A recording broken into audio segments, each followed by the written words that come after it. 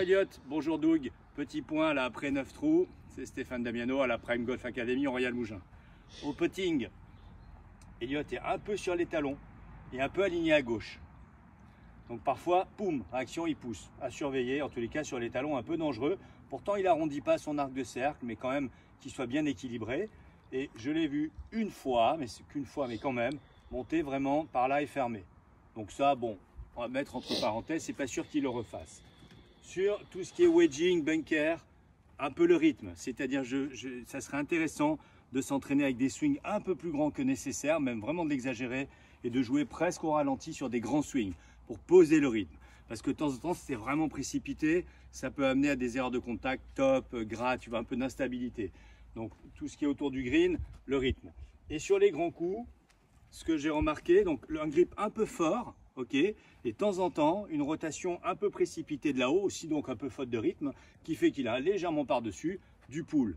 Donc quand même à tester un grip de main droite un peu moins dessous, hein, pour le fade, donc à tester. Et je veux quand même qu'on travaille le draw, où dans le draw, on va insister sur la séquence, reprendre appui à gauche, venir à gauche pour créer cette poussée un peu en diagonale, avant donc le club plus dedans, plus shallow, hein, même le coup droit un peu plus à l'intérieur comme ceci, un peu plus devant, et bien faire de l'intérieur-extérieur pour bien faire du draw. L'idée est que tu peux garder Elliot le fade comme trajectoire préférée, mais qu'elle soit bien maîtrisée grâce à un équilibre et des sensations plus affinées avec du draw, du fade, du draw, du fade.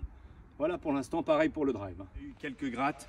Pour cela, je reprends l'idée de tout à l'heure de quand même avoir ce glide, hein, parce que quelquefois tu es un peu agressif en tournant sur toi-même, ça peut toucher un peu avant. Donc il y a quand même le glide qui va te ramener le point le plus bas du swing un peu plus après la balle. Grip à peine un peu plus court à tester aussi. Et aussi pour un meilleur contrôle de la largeur de ton arc. Les deux pouces ensemble, petite pression vers le bas et sentir que tu gardes la même largeur jusqu'au bout.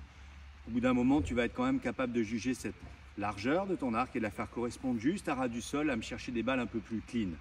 Voilà. Alors pour compléter, on a remarqué sur les coups d'attaque de green, il faut que tu connaisses mieux tes distances maximum pour savoir quand choisir et dire allez stop, ce club est trop court, je prends le club au-dessus, je fais un coup un peu plus court qu'un plein coup avec le club au-dessus.